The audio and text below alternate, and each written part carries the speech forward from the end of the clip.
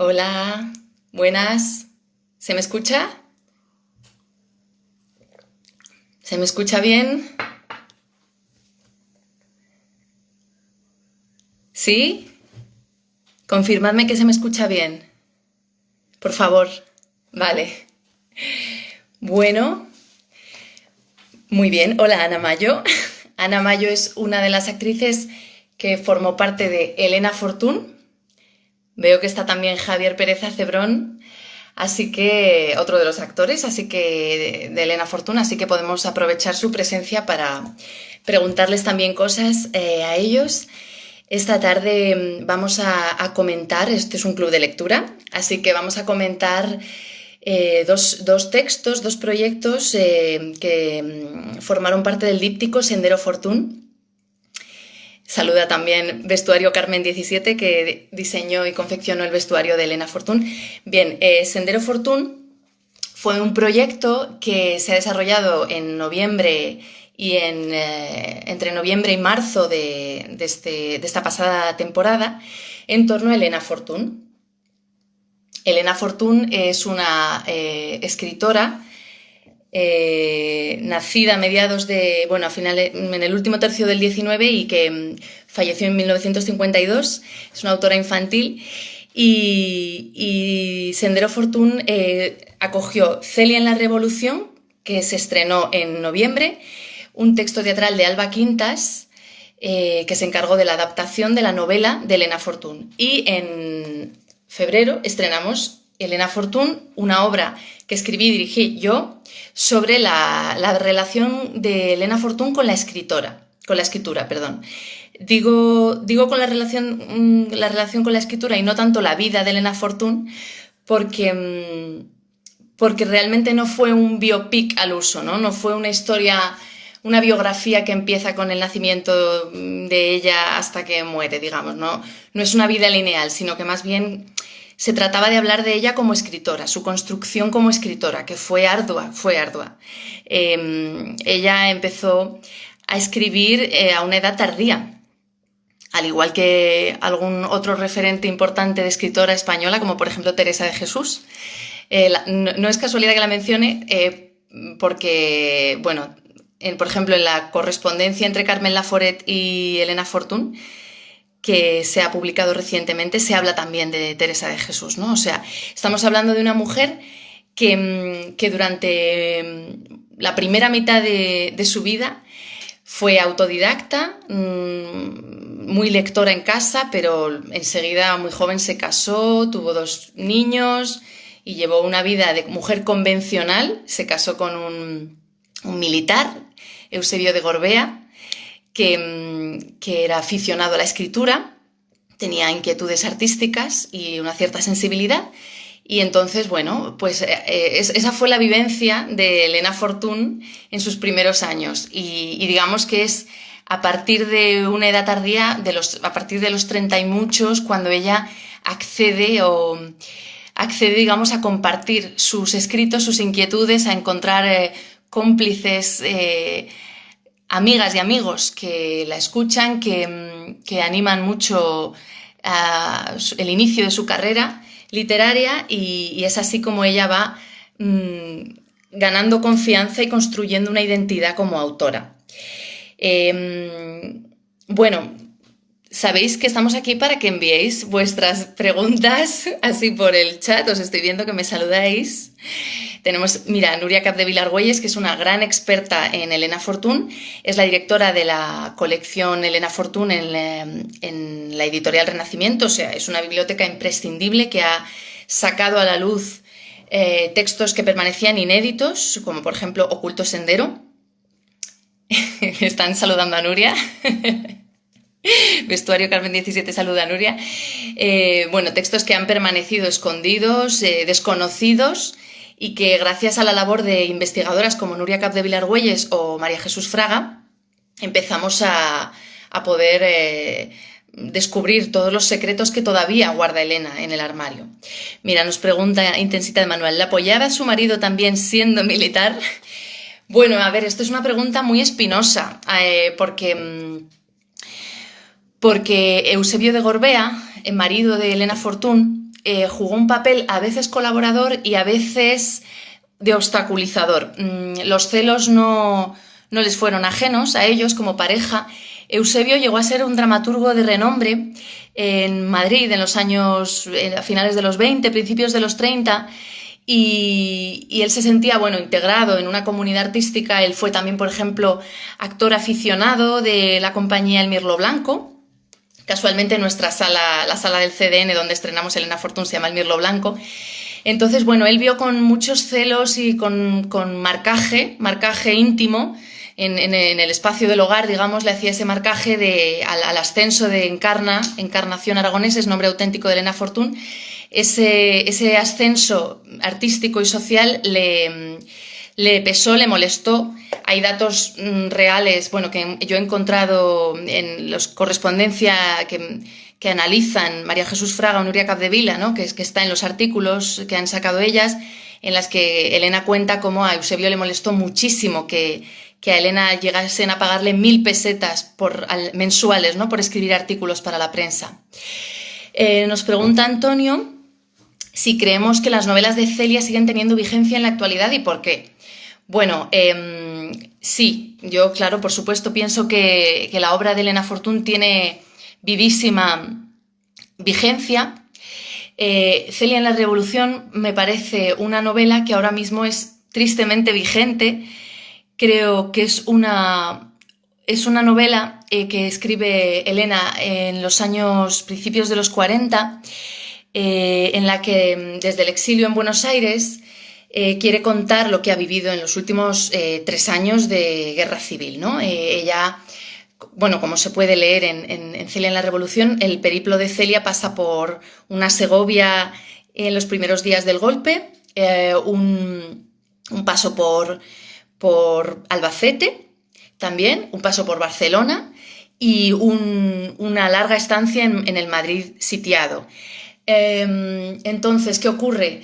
Que, como bien dice Andrés Trapiello en sus estudios en torno a Celia en la Revolución, es un fiel retrato del territorio republicano, ¿no? O sea, de las principales capitales del territorio republicano, Albacete, Barcelona, Madrid, y tiene una escritura personal, Celia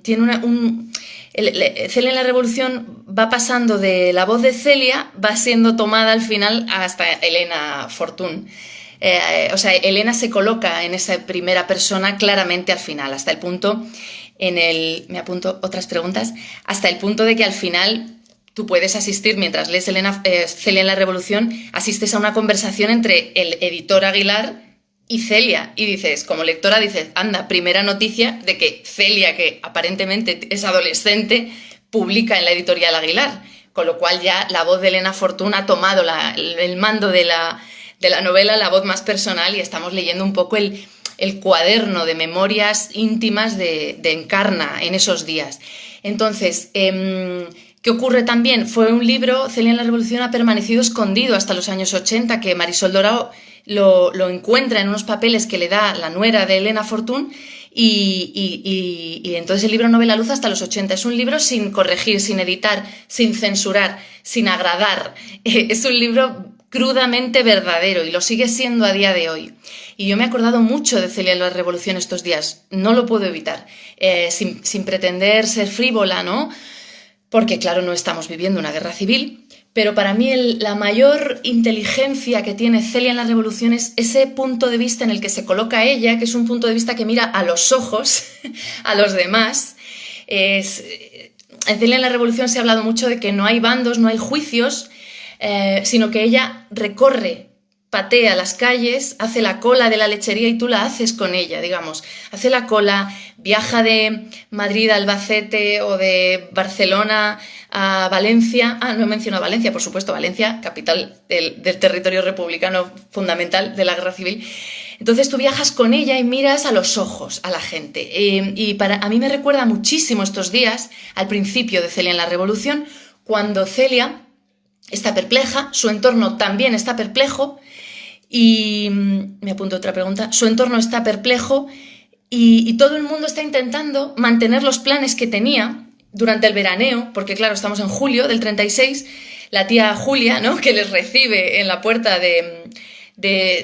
de su casa, dice, ¿pero qué hacéis aquí? Os teníais que haber quedado en Segovia. Todo el mundo intenta dar consejos, todo el mundo cree que va a durar poco, todo el mundo está esperando el mes que viene para que esta situación se normalice. Y en eso me recuerda bastante al momento para el que no tenemos referentes, ¿no? Estamos viviendo un momento en el que no tenemos referentes previos de lo que es una pandemia mundial que nos confina a todos y todavía estamos intentando sostener los planes de corto o medio plazo que teníamos entre las manos y nos damos consejos unos a otros sobre qué hacer al respecto de este plan que tenías en el mes de mayo, ¿no? Cuando ahora mismo creo que estamos tan desconcertados como los personajes de Celia en la Revolución. Y bueno, por último también me acuerdo muchísimo de un fragmento que está en Celia en la Revolución, que no apareció en la versión teatral, pero es un momento en el que su amiga Lidia le dice que los humanos, la humanidad, somos como hormigueros, somos como hormigas en un hormiguero. Y me apunto otra pregunta. Somos como hormigas y aunque nos tiren agua y nos bañen en agua y nos quemen Lidia, este personaje de Celia en la Revolución, cuenta como su tía Dolores intenta exterminar un hormiguero una y otra vez y echa productos químicos y testarudamente las hormigas reaparecen con su senderito y con su comida a las espaldas y dice, los hormiguitas van con sus baberos al cole. Pues a mí eso en cierta medida me consuela porque creo que anhelamos, aspiramos a esta normalidad, pero tampoco hace falta angustiarse o apresurarse mucho porque no sabemos a qué cambio nos va a llevar esto, pero sí que siento ese sentido que tiene Elena Fortún de observar a la humanidad como hormiguero obstinado. Creo que está por encima, ese movimiento monótono que nos lleva a acarrear alimento o a entretenernos con los niños escondidas en el sótano, ¿no? Que es la primera parte de Celia en la Revolución en Segovia. Pues por eso pienso que sí, que estos textos tienen tremenda vigencia, tremenda. Y bueno, podemos hablar también de Oculto Sendero. Oculto Sendero es otra novela que estaba en la maleta que encontró Marisol Dorao en los años 80 y que ha permanecido inédito hasta 2017, cuando la editorial Renacimiento lo ha publicado con la dirección y la edición de Núria Capdevila. Es un texto una novela sobre deseo armarizado, es una novela sobre la relación de un personaje femenino tras el cual se vuelve a enmascarar Elena Fortún con su deseo sexual armarizado, ¿no? Algo no funciona bien en mí porque no soy una mujer completa. Núria analiza muy bien esa carencia que hay en la época entre distinguir entre sexo y sexo biológico y género. Y Elena Fortún padeció toda su vida esa confusión identitaria, ¿no? En torno a lo que deseaba, lo que amaba, lo que consideraba placer y culpa por no encajar en el molde de la mujer normal. Me preguntan que cómo hicimos el casting. El casting de Elena Fortún, pues bueno, fue un casting heterogéneo, digamos, y una metodología heterogénea. Ernesto Caballero me propuso escribir.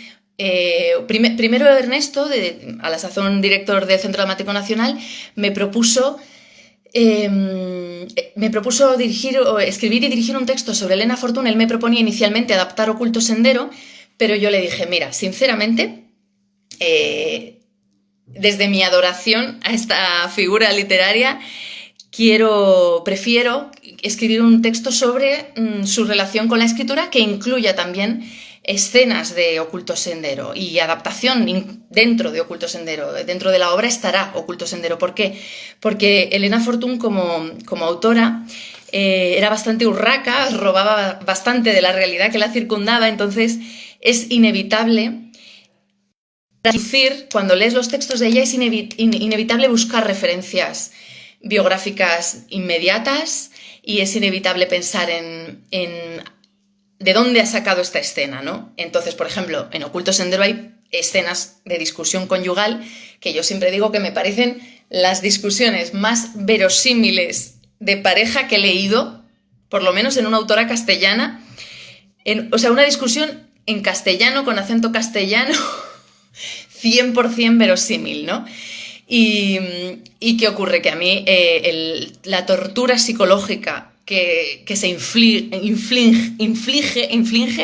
en Oculto Sendero sobre la protagonista me parece de lo más verosímil y crudo que he leído. Y bueno, cuando lees Oculto Sendero piensas, realmente pocos textos hay de una mujer escritos desde ahí, escritos desde los años 30. O sea, no es alguien que rescata y reinterpreta el pasado, ¿no? Como, no sé, voy a contar una historia de una mujer del pasado. No, es ella hablando desde hoy. Es como si tu bisabuela te contase toda la verdad.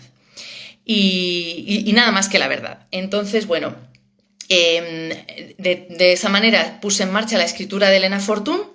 Desde el principio tuve claro que tenía que ser un texto muy coral, porque la historia de Elena Fortún es una historia coral y es una historia comunitaria, que eso también me interesa muchísimo. No hay construcción de identidad sin grupo y no hay construcción de identidad de autoría sin grupo, a favor o en contra en el entorno, digamos, ¿no? Pero no existe la heroína en solitario o el héroe en solitario que escribe y crea sin un apoyo o sin una resistencia de su entorno y eso modela, ¿no? Esa carrera a la cual accedemos décadas después o, bueno, cuando tú tomas en tus manos Oculto Sendero, ese libro tiene un grupo de personas a su alrededor, ¿no? Que ha escondido o cuidado, o una cadena de mujeres que han escondido ese manuscrito y han cuidado que no se perdiera.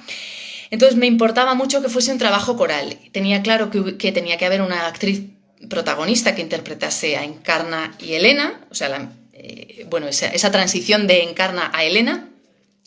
Y tenía que haber también, por supuesto, pensaba qué personajes, no podía faltar Manuel Aguilar, que es el editor de Elena Fortún, porque claro, vamos a ver, Elena Fortún es una autora bestseller y no hay nada, vamos, a mí me parece muy interesante esa tensión entre la autora bestseller y el editor bestseller. Claro, la autora tiene sus tiempos de creación, tiene sus inquietudes personales, tiene sus apetencias y su situación personal. El editor tiene una editorial que mantener y una saga infantil, en este caso de Celia, tiene un éxito entre las manos y tiene que dar de comer a la maquinaria, incluida la autora, ¿no? Que forma parte de la maquinaria. Entonces me interesa muchísimo esa tensión entre editor y autora bestseller y desde el principio tenía claro que Manuel Aguilar tenía que estar entre los personajes. Tenía que estar también Eusebio, porque es un personaje, Eusebio, el marido de Elena Fortún, es un personaje rico en conflicto dramático, desde luego. Eusebio, como militar republicano, evidentemente tiene que abandonar España cuando termina la guerra y Elena decide irse con él. Se van los dos al exilio en Buenos Aires, pero allí durante unos años Elena trabaja como bibliotecaria, es una asalariada, pero sigue intentando publicar, sigue intentando encontrar una voz propia. Le resulta difícil publicar en Argentina porque ella lo dice, ¿no? Que tiene es muy castellana, ¿no? Tiene un tono muy castellano y sus libros adaptados intenta adaptar localismos, ¿no? Claro, quienes hayáis leído Celia sabéis que el Paseo de la Castellana o Segovia, a ella le importa muchísimo ubicar geográficamente los lugares concretos de que pisan sus personajes, ¿no? Entonces ella durante un momento intenta adaptar su obra a Buenos Aires, ¿no? Sustituir palabras y tal, pero hay algo que no funciona, ¿no?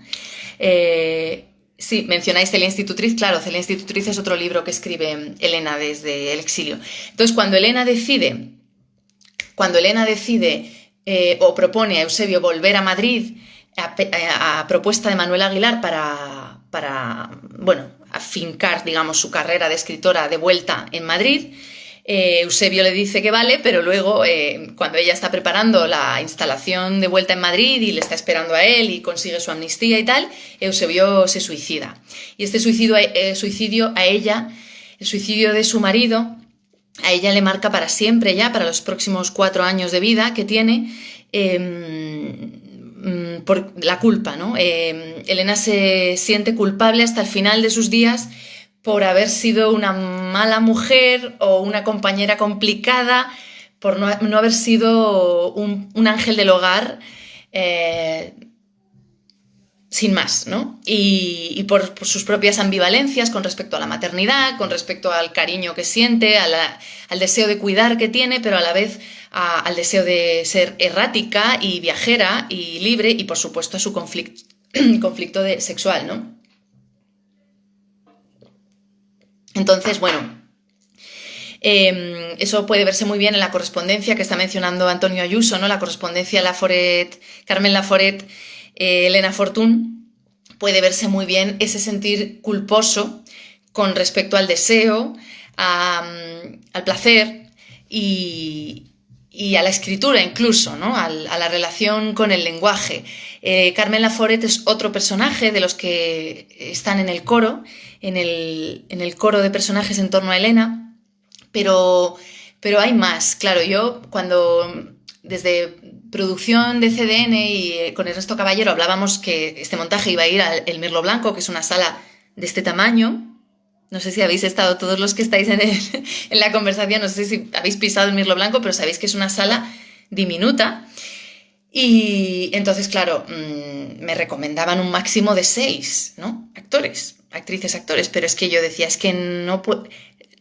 Con 6 me quedo, me voy al máximo, porque creo que no puedo contar la historia de Elena Fortún justamente sin hacer ese coro. Por ejemplo, el Liceum Club, ¿no? El Liceum Club en el Madrid republicano juega un papel decisivo para el afianzamiento de Elena, ¿no? Para sentirse confiada, recibir apoyo y, por supuesto, su hambre de conocimiento, su sed de conocimiento y sus ganas también de divertirse y de estar en un tiempo de personal propio, ¿no?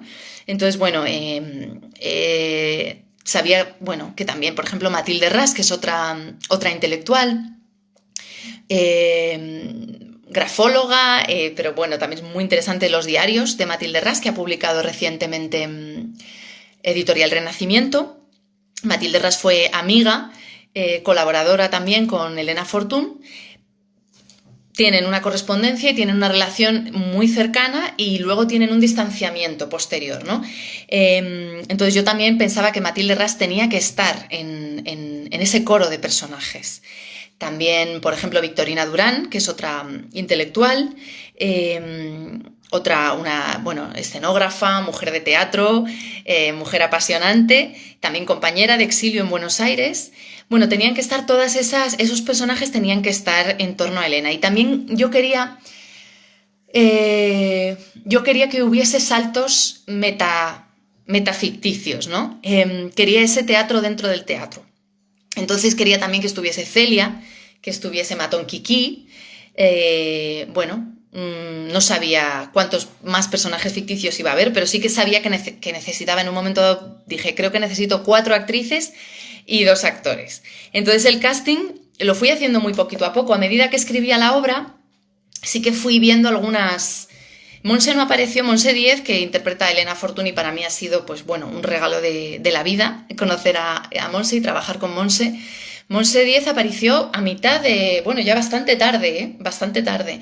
De hecho, apareció cuando ya habíamos empezado los ensayos de Celia en la Revolución. O sea, que estamos hablando de octubre.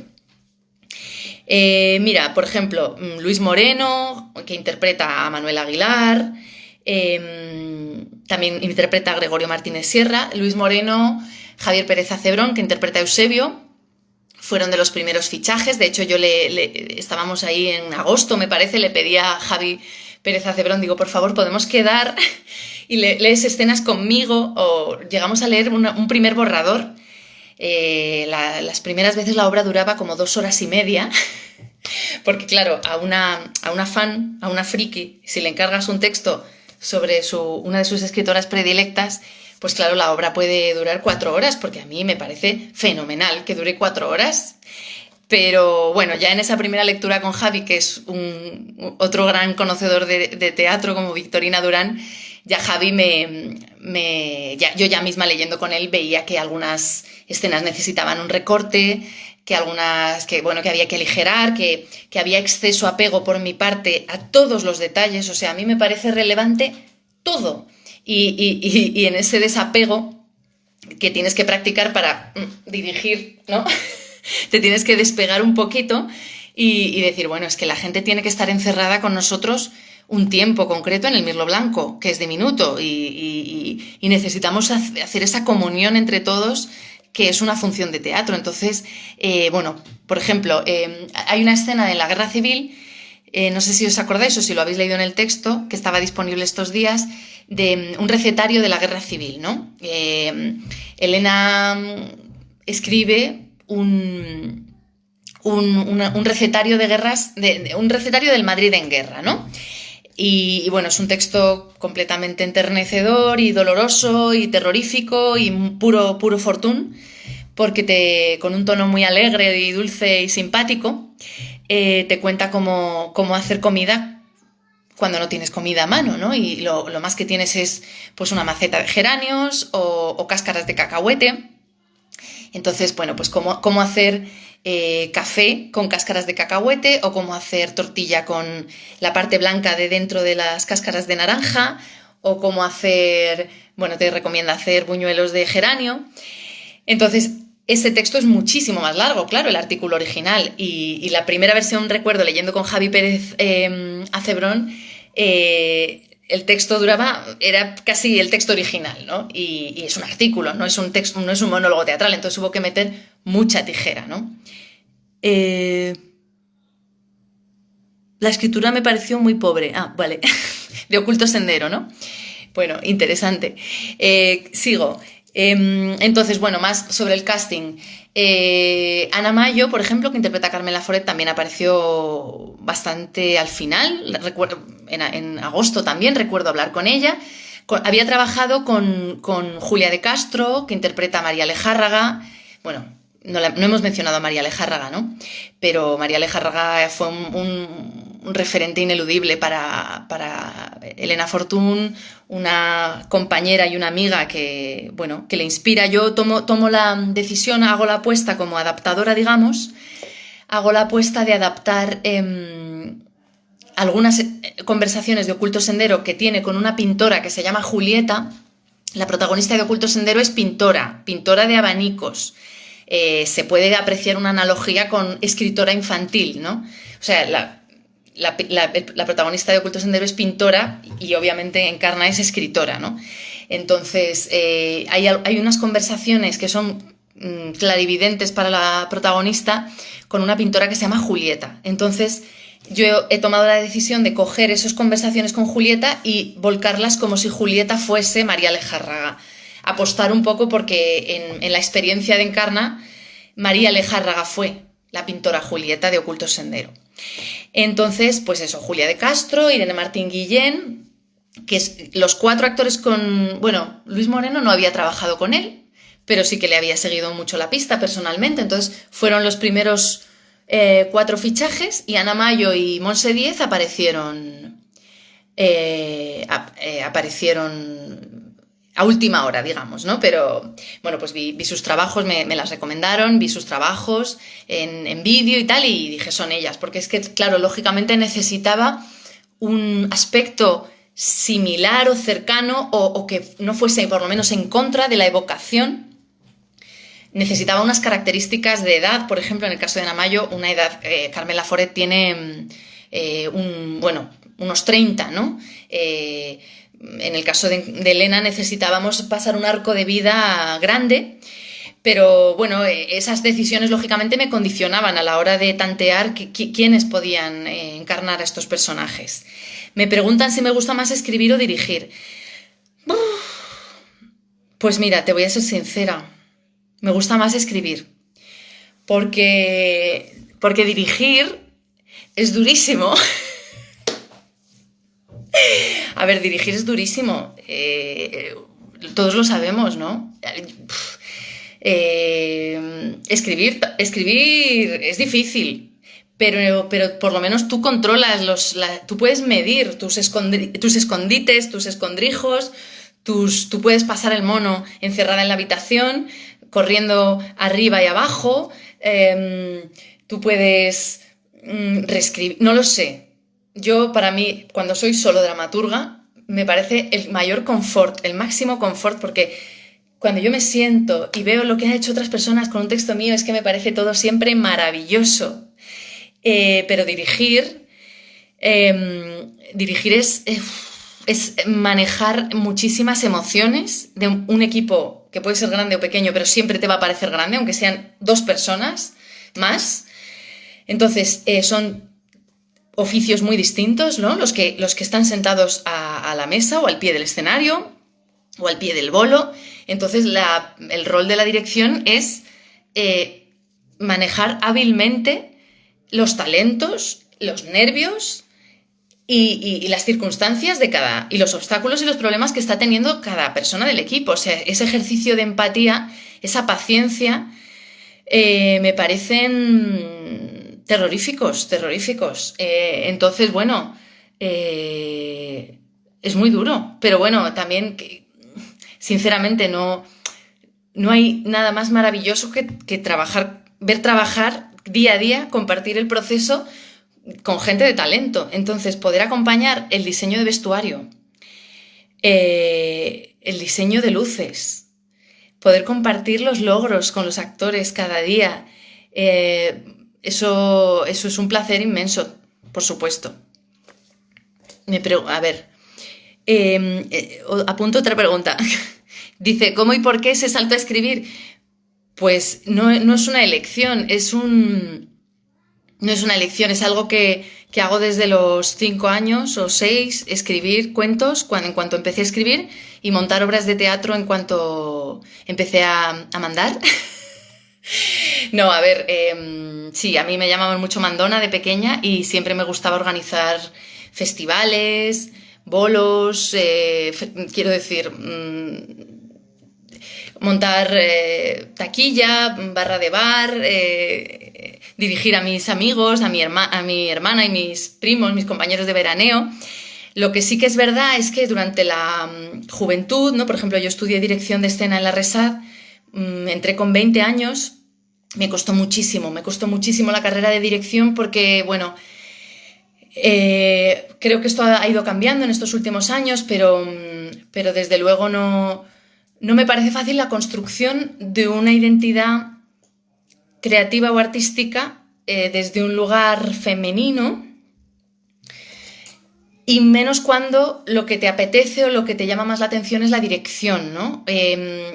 Yo vengo de una educación y de una autoeducación emocional pues complaciente, facilitadora, dulce, buena, llorona, que es Elena Fortún.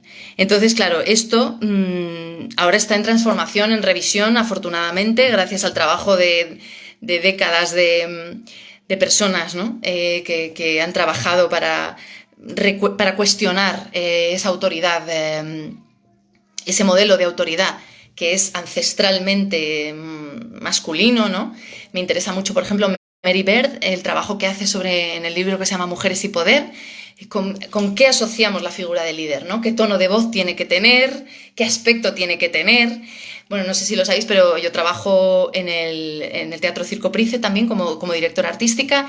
Yo vivo todos los días esa dificultad contra el aspecto o tu propio bagaje cultural y personal y emocional y lo que es el día a día de dirigir a un equipo o de afrontar situaciones conflictivas, ¿no? Y los recursos que tienes en la mochila y cómo tienes que vaciar esa mochila. Por eso para mí también ha sido muy...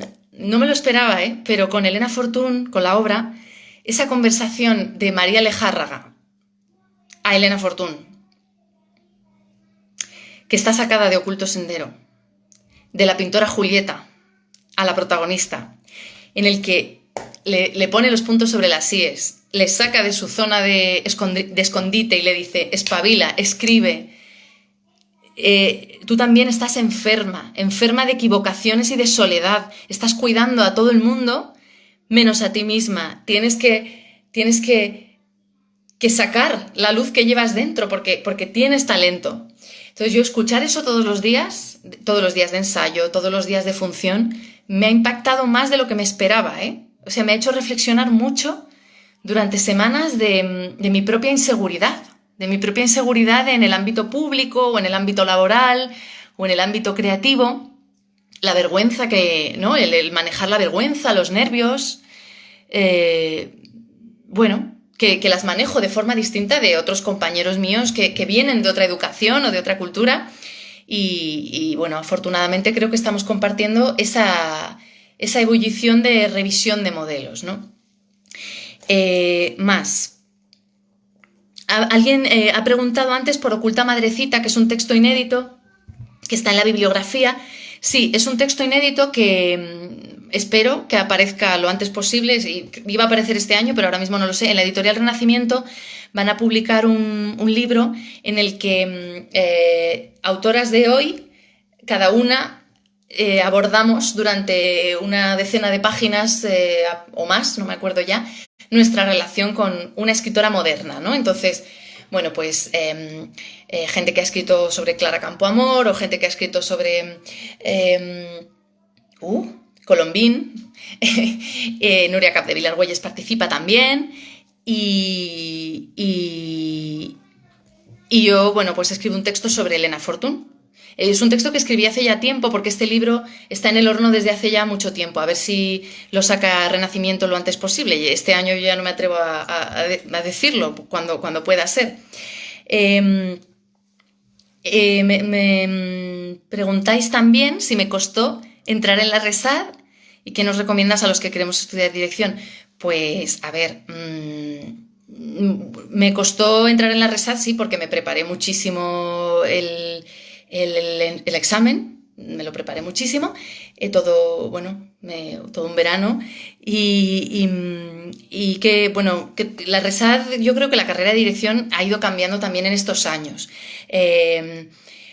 Mis años de alumna, a mí me costó bastante encontrar un referente válido para mí, sobre todo en primero y en segundo.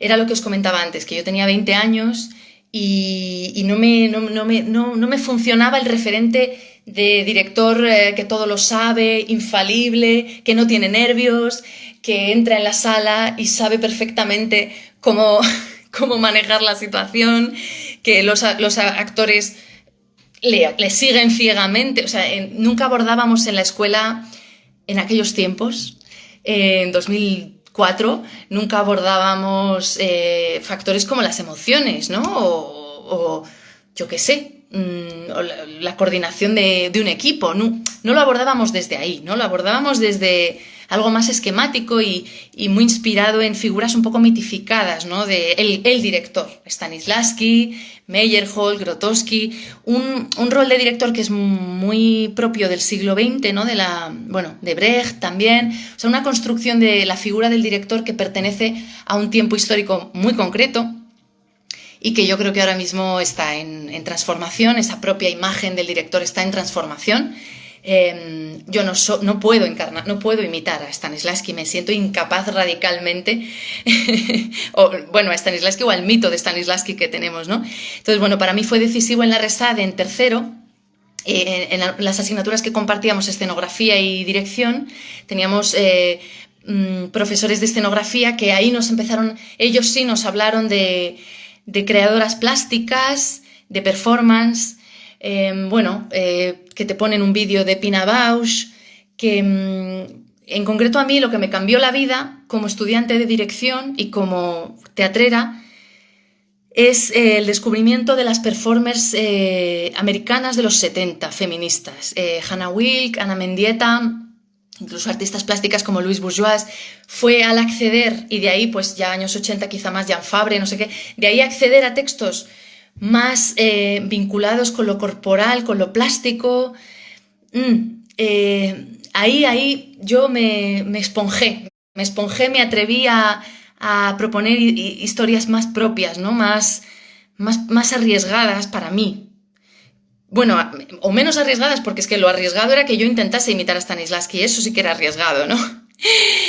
¿Y de dónde saco el tiempo para compatibilizar tu carrera artística con tu trabajo en el PRIZ y tu vida personal? Pues desde el trabajo en equipo, aunque suene tópico, pero es lo que decíamos antes.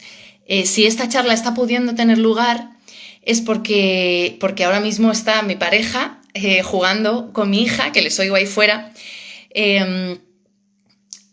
porque el equipo del PRICE trabaja muy bien, porque